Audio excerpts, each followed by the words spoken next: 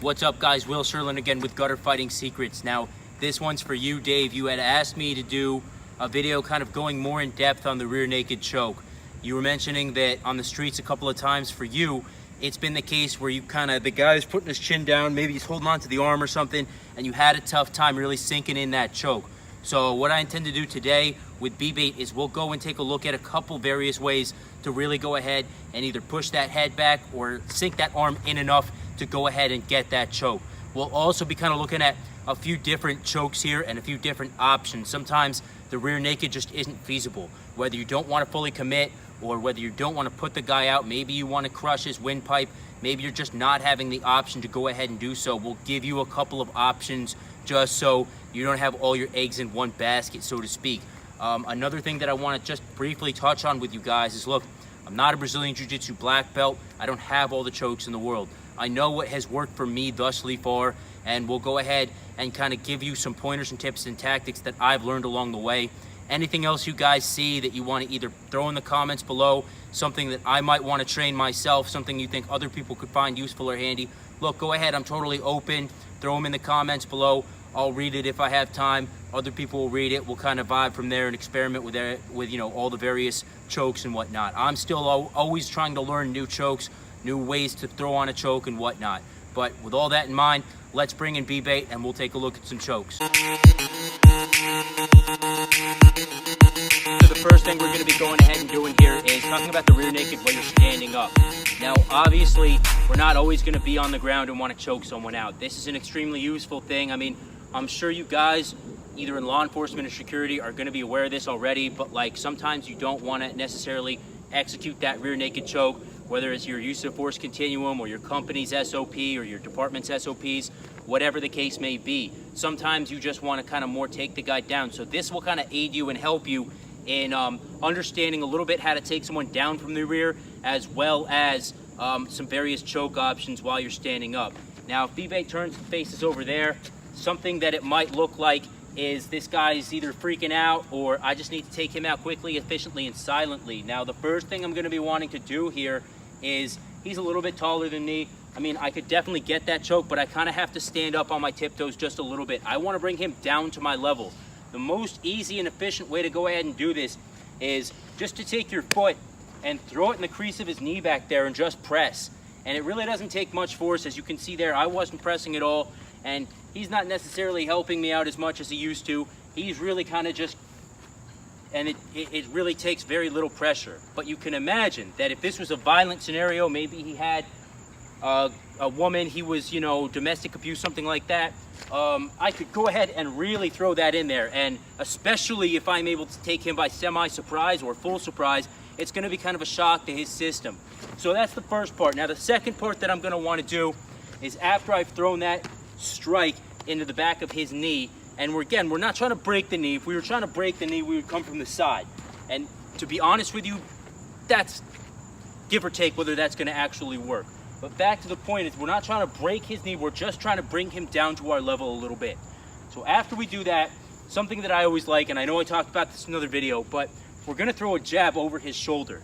We're not trying to hurt anybody, we're not trying to punch the guy in front of him, we're just trying to punch it out quickly so that he doesn't have necessarily the time to go ahead and react.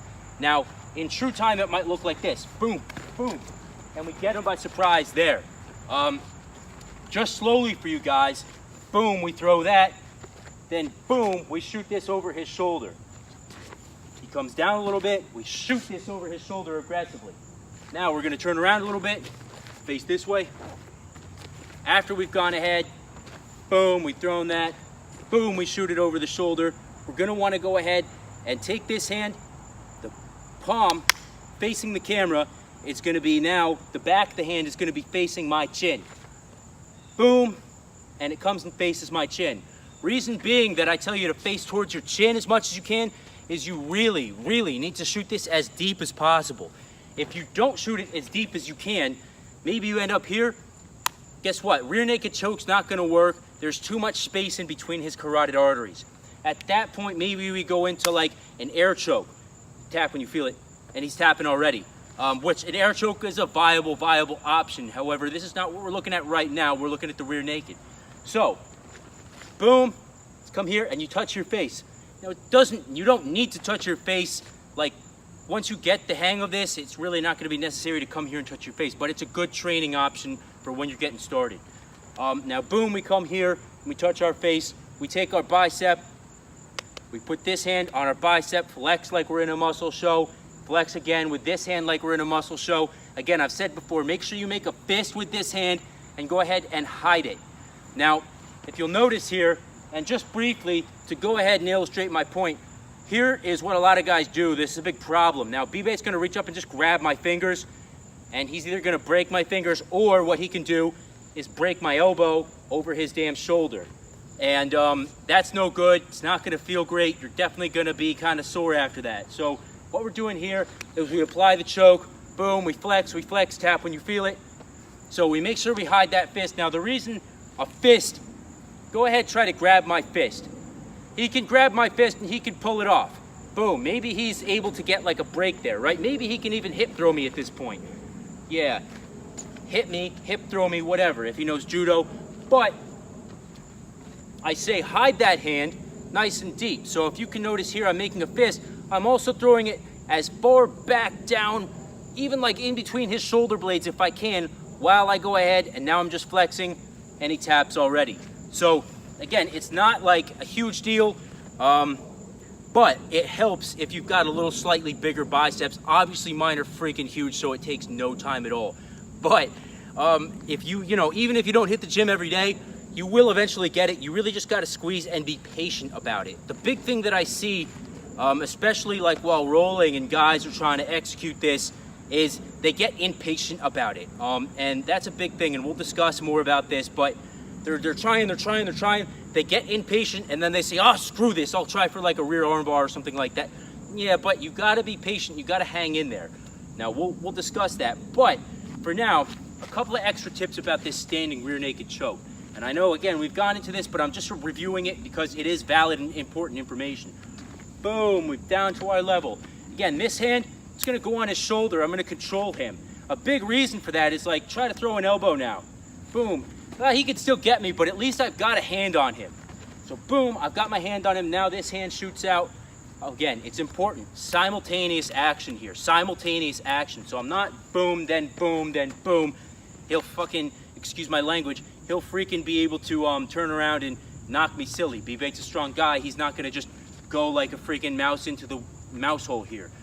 Boom, boom, I get him. I'm squeezing. Now, at this point, I could throw this on standing up, but more than likely, B-Bait, try to like escape from this. He's gonna freak, he's gonna throw me, he's gonna, exactly, twist me up, tie me up, and that'll be that. So, as soon as you get that choke, and as soon as you are squeezing, it's again important. 1, 2, 3, 4, now 5. All it's gonna be is I'm gonna square up to B-Bait, right to the back. I'm just gonna go ahead and squat, and I'm gonna bring him right to the ground. Now, you could see that wasn't comfortable for him at all. Now, at this point, B-Bait is tucking his chin. It's a natural human reaction.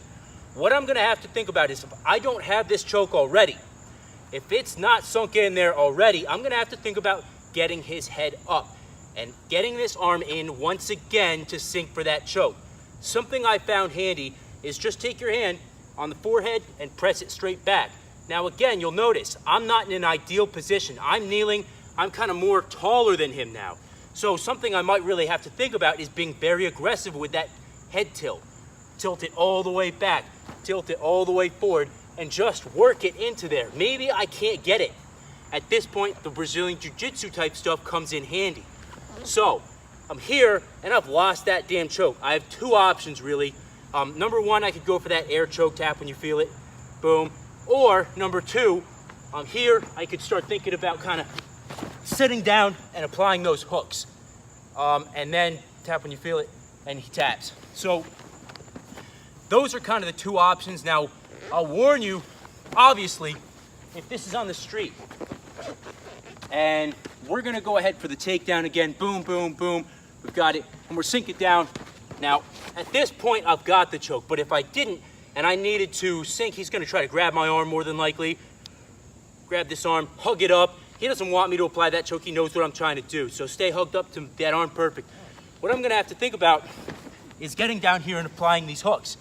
But the concrete's gonna be a lot harder than this mat, a lot harder than the grass. So just realize that. Don't, and you freak your tailbone up or something like that. It hurts, believe me. So at this point, we've got our hooks. Now again, with the hooks, definitely don't wanna cross your feet. B-Bay, take this leg and put it over this foot.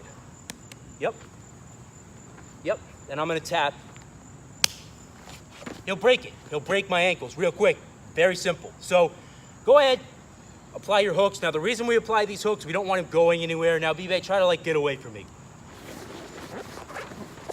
He's gonna try. And even if he tries, he's still working that choke onto himself. Thank you. So that hook thing is very important. When I first got into BJJ, I was like, yeah, the hooks, whatever. No, it's very important. So make sure you apply those hooks. Just do not cross your feet, because even if he doesn't know what he's doing, there's a big potential there that he'll break your ankles.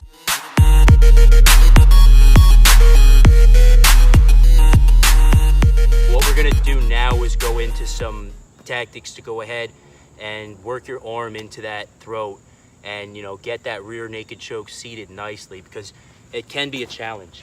And we're gonna be on the ground. Realize that we're not always gonna be on the ground, but the same tactics apply. So I've got my hooks in.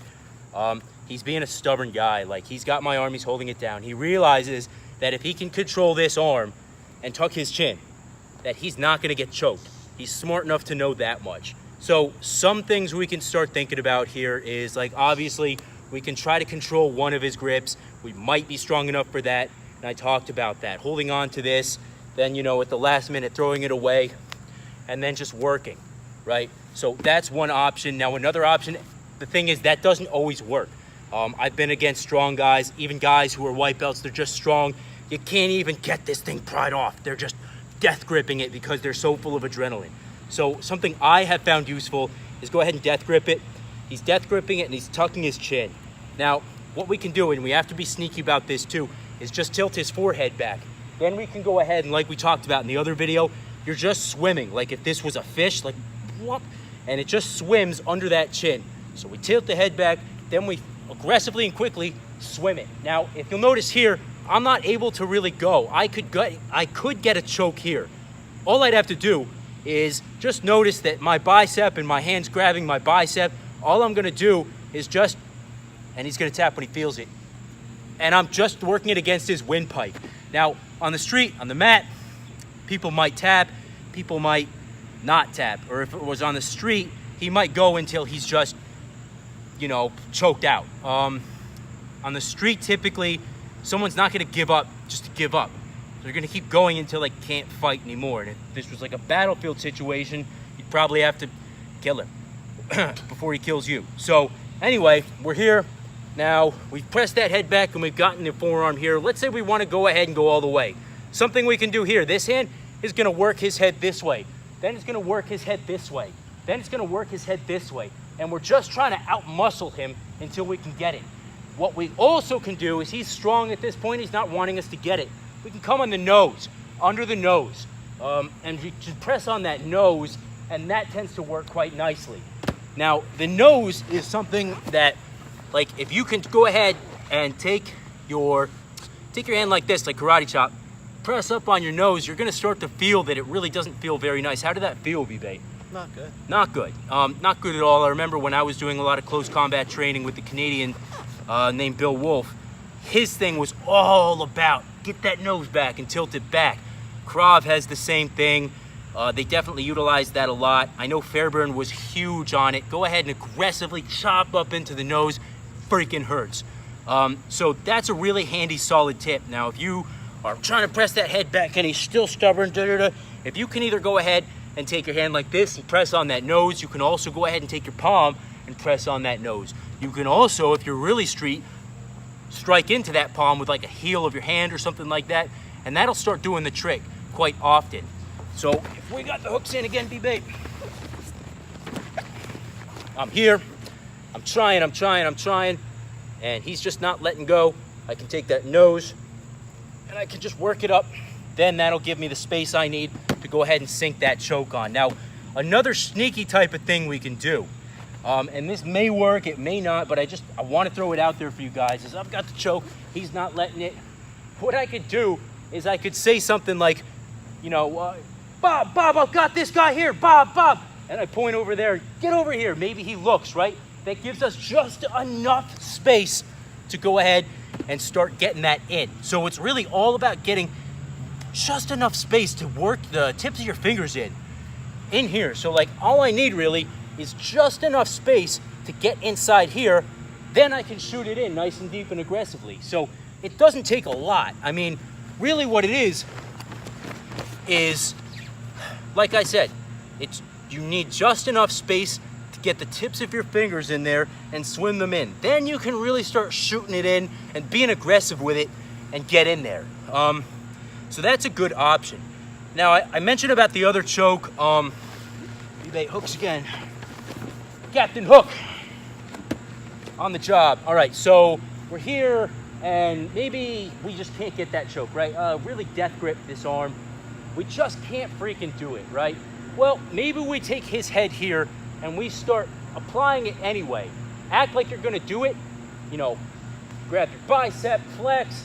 Then what we can do is put this hand back here and start working his throat into it. As we work his head forward and press our arm back, eventually the two are gonna meet. And he starts choking himself that way. So that's handy. You know, he'll just, and you're here and just press on the back of the head, press here, eventually you'll start getting it. That helps as well. Now, there are other things we can start doing, like, I don't want to make this a Brazilian Jiu-Jitsu lesson because I'm just a white belt still, and I'm not trying to like overstep my bounds. But at the same time, now there are things we can do, like maybe he's here, he's being stubborn. We don't want to bother with all this, right? So maybe we have his arm and we're fighting. We can start thinking about coming here for an armbar tap when you feel it. Like that. I wouldn't recommend necessarily, like, you need a little extra training that I can really provide here for you for that type of thing. So having, even if you want to go in for like 10 freaking lessons on Brazilian Jiu-Jitsu, even if it's just drilling, can really help you on the street. I talked about before, I interviewed a guy named John Helweg, who is my Brazilian Jiu-Jitsu instructor. I was mentioning that if you go in and drill with an instructor one-on-one for like private lessons, like 10 lessons will put you ahead of the crowd. So don't be afraid to drill that stuff, especially if you anticipate going to the ground, like if you're a cop or something like that, security, even military. I know the Army's big on, Army Modern Combatives is big on BJJ, but that stuff's good. Grappling is important, especially if you do anticipate, like you said, Dave, I don't know if you're an LEO or what, but you said, you know, sometimes you've had challenges here, so, but that is an option. So just to briefly touch on that, and this really has nothing to do with a choke, but it can be handy. We're here, he's not letting me get it. I'm able to sneak this hand, it's gonna press on his head, press that head away. This foot is gonna release the hook right here. It travels over his head. We come back. Now, the important thing here is we want our legs pinching as hard as we can. We're not gonna cross them here. We're gonna leave them be like this. We're gonna pinch. Now, it really doesn't take much pressure. I could do it with these two fingers. Tap when you feel it. Yeah, so that's a big thing with the arm bars is pressure with the thighs and really squeeze that. You wanna isolate that, this muscle up here and this here. You really want to isolate them so that you're really putting all the pressure on the elbow. One more time, just for good measure, bro. We come here, we push this head away, we pull this steps over the head, this down here. We're isolating this here, and we're just leaning back. And when we lean back, we're really leaning back, keeping our elbows tucked in, and we're leaning our whole body back and arching out our chest. Tap when you feel it. And it takes very little to no pressure to go ahead and start breaking that thing. These breaks are pretty deadly. Like, really what you're doing is breaking bones and stuff like that in there. Eventually those bones might actually sever an artery or something like that. So not to be too medical, but you can kill a person like that. Especially if you break it, and then you break it again and you twist it. That stuff could potentially be very deadly. You could kill somebody doing that. So number one, be careful. Number two, just realize that people give BJJ a lot of stuff, a lot of, crap, but it's a deadly art. If you get good at it, you'll be good at fighting. But that's a caveat. We'll talk about that later. I still have to do the video with Professor Hellweg, and he's gonna show us some awesome stuff, like some really black belt level stuff. But for now, again, I've got the hooks. I'm trying to get him. He's not letting me. I can either press that head back and eventually work my way in. Maybe I press his head forward, press it back, press it back. I kind of wiggle, wiggle, wiggle, wiggle. I get that. I come here. Maybe I do the nose. I press the nose. I get it. Another thing you could think about is he's here. Maybe I go ahead. This is a real life or death thing. Eyes, right? Eyes, work your way into the eye. Thumb into the eye, thumb into the eye, and then choke him out until he's dead. The ears also, boom, rip in ear, bite in ear, something to get a little pain compliance. Then tilt that head back and tap him out like that, or depending on what the context is. So those are things that like you won't really hear about like in ring classes and stuff like that. You can't obviously eye gouge. Another thing is like pain compliance. So pain compliance could be anything really. Maybe you're tussling here, he's not letting me get it. Maybe just for the camera's sake, maybe I come down, boom, throw it in here, boom, down into the rib cage. Oh, he'll come here, soften him up a little bit, then start applying that choke. You could also go ahead with your hook. You could start stomping down on the groin area. Ow, ow, ow, and then go to sleep, buddy. So that type of thing works. Pain compliance is always a huge thing with martial arts. You'll see it a lot. People kind of like overplay it, but no matter what you're doing, especially with this grappling stuff for the street, pain compliance is big because it softens them up. So if you were trying to throw somebody, you wouldn't necessarily just go for a throw.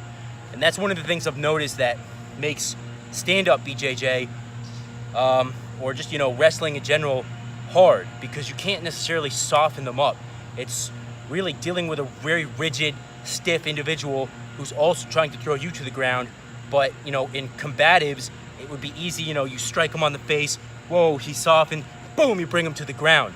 Whereas, sports stuff, MMA is one thing, but, street, like battlefield situations, maybe you hammer his groin with a kick, then you go ahead and bring him down. So it always looks easier than it is, but softening them up in pain compliance can make it easier than just trying to throw them to the ground or do whatever, choke them. Pain compliance is huge. So those are a few techniques that I've learned. Again, other chokes we can go into, like there's various options. There's the bow and arrow choke, which I honestly don't remember well enough to teach it here. Like I said, I'm still a white belt, so I'm not trying to overstep my bounds. But chokes that I do know that work is the forearm choke. You just come here, tap, and you feel, yeah, and it takes freaking no pressure at all. Other things like collar chokes and stuff from the rear can work. The only thing is with like the collar chokes, this shirt, it's so thin. It's summertime, so you just got to be thinking about, like, even if you go for that collar choke and you're able to get it, maybe the shirt starts ripping or something. So that's better kind of for the winter time. So I think that you are right, Dave, in wanting to know more about this, these ways to go ahead and start working with the choke. Now, one more thing is, like, we're here, he's got his chin down, he's fighting me. I said about this in the other video, but juggling under, now what that's gonna look like is, just let me get it for a second. We're gonna take our hands like a ninja hand, and we're just gonna try to work it under his chin. Tuck your chin as far as you can. And then we can press up on the chin, press down. We can swim this in, then we take this one, swim this in, swim this in, swim this in, and eventually, hopefully, it will kind of start tilting that head back. So the swimming is nice, it works sometimes. The just saying screw it and getting the forearm choke works. The nose thing really works, and the head thing really works. People aren't necessarily always wise to that. They're not expecting it. So that does tend to work. Sometimes you'll meet just hardliners who are not going to let you get that choke no matter what. In that case, you've got to start thinking about, other things like we mentioned about the arm bar, the very simple arm bar, or, hammering down with your hooks on that groin if it's really the street, or, look, maybe this is a battlefield situation. I'm here, I've got him. He's not letting me get it. He's being a real prick. If this was like the Army or something, I wouldn't start worrying about that. What I would do is I would come in here and I would take this and maybe I cut his forehead, come down, thrust down, come in, thrust out, cut that. Maybe then I go for the choke. Maybe I don't worry about the choke at that point. Maybe I start executing something else down through the clavicles, start piercing that heart, going to those lungs, something like that. So, I mean, you got to also think about that as well. Like, if you're choking him, maybe he's got a knife. And this is something that's been drilled into me as far as street combatives go. You never know. Like, you really want to be thinking about where his arms are. So drop that knife just for 2 seconds. Now I'm here and I'm trying to choke him, right? He's not letting me get it. He's got his hands here. I don't have to worry. I know I feel both his hands. But if I'm trying to choke him and he lets one hand go, and I'm like, oh, great, now I'm going to get that choke for sure. Maybe he even lets me kind of sort of get it. Then go ahead, start stabbing me up. He cuts this, he cuts that, he cuts that, he cuts that. He reaches back, he stabs the hell out of me. So that's something you got to be cognizant of as well.